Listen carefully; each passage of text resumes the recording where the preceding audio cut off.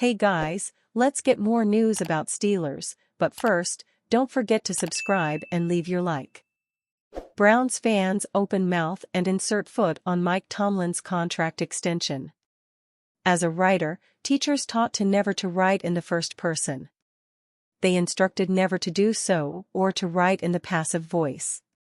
However, as it turns out, Cleveland Browns fans tend to be more irritated than the worst Ravens, Broncos, or Raiders fans. I have changed all that for this article. Gridiron heroics hit new depths of that trademark Cleveland annoyance and arrogance.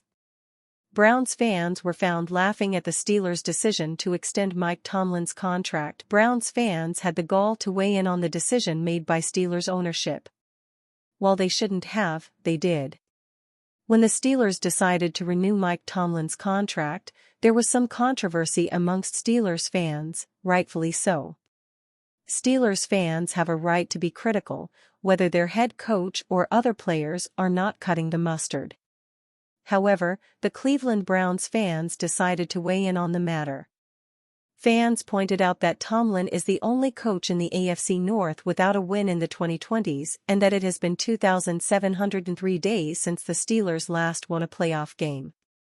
It's ironic that the Browns fans, who have a history of poor performance, would criticize the Steelers. It's like the old proverb, those living in glass houses should not cast stones. Yet, they choose to do so. I think it's time to give them a dose of their own medicine. Since the Browns fans brought it up, it's only been 21,742 days since they last won an NFL championship in 1964. However, if that's not disparaging enough, since 1969, in that case, the Steelers have had 3 head coaches, and the Browns have had 21, including even Bill Belichick stunk in Cleveland. I don't think Belichick drafted any 6th-round quarterbacks from Michigan while in Cleveland either.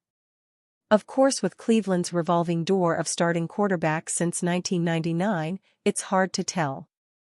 However, let's look at another daunting fact. Since 1970, the Cleveland Browns have been a stellar 7-47 in Pittsburgh and an astounding 22-24-1 at home against the Steelers. In the Ben Roethlisberger era, the Browns have an amazing 5-30-1 record against the Steelers. The Browns can laugh about Tomlin's playoff drought all they want, but the fact remains that he has coached in 2 Super Bowls and won one of them. The Browns, on the other hand, have never appeared in a Super Bowl. They have the audacity to laugh at a coach who, despite a playoff drought, has never had a losing season and a regular season record of 173-100-2. In the same time frame, since 2007, the Browns have had 14 losing seasons and went 0-16 in 2017. Fans will bring up punking the Steelers in the 2020 playoffs. That's rich coming from a team that had not won a playoff game since 1994, a span of only 26 seasons or 9,506 days. However, don't take my word on the Cleveland Browns. I think Sam Wyche's mid-game speech back in 1989 sums them up very well. However, thanks to that dandy contract the Browns gave Deshaun Watson, don't expect any Cleveland championships in the near future either. Bucky Brooks, a better Steelers offense could mean even more sacks for TJ Watt. When it comes to TJ Watt, it is hard for him to keep raising the bar after multiple seasons that garnered NFL Defensive Player of the Year votes, including him winning the award in 2021 when he set the league's single-season sack record with 22.5. He will turn 30 years old this year and is probably closer to the end of his career than the beginning, but he has shown no signs of slowing down. Among many other impressive statistics, Watt led the league with 19 sacks in 2023. Is it crazy to think that he could improve or even take sole control of the single-season sack record next year?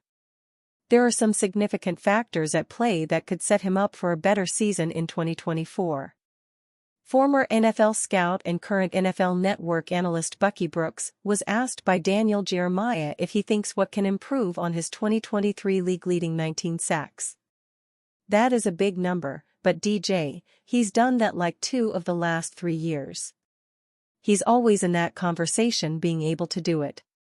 I'm gonna say a better year, slightly better, Brooks said during Tuesday's episode of Move the Sticks on Apple Podcasts. Here's why. I think this team is better constructed to play complementary football than they have been in the past. I think TJ has more opportunities to finish the game. And because he's a finisher, he has a better year than he had the previous year. Brooks' assertion is that a better Steelers offense will actually increase Watt's opportunities to make an impact. Maybe the defense spends slightly less time on the field, but if the Steelers are protecting leads rather than trying to play catch-up, opposing offenses will be forced to throw the ball more often. We all know that the Steelers' offense struggled last season. To put a number to it, Pittsburgh trailed its opponents for 27 minutes and 30 seconds of game time on average. That was the 7th most time spent trailing per game by any team in the NFL. For comparison, the Ravens spent just a little over 8 minutes per game trailing. Steelers pressed to make Brandon Aiyuk trade. The Pittsburgh Steelers are still waiting for their next opportunity at a wide receiver to pair alongside George Pickens. The excitement of a move for a player like Brandon Aiyuk has come and gone numerous times throughout the offseason, but Pittsburgh is still being pressed to make something happen and make it happen soon. Pro Football Focus recently named one move every team should make before training camp. For the Steelers, it's trade for San Francisco 49ers wideout Brandon Aiyuk. The Steelers' offense underwent some major changes in the offseason.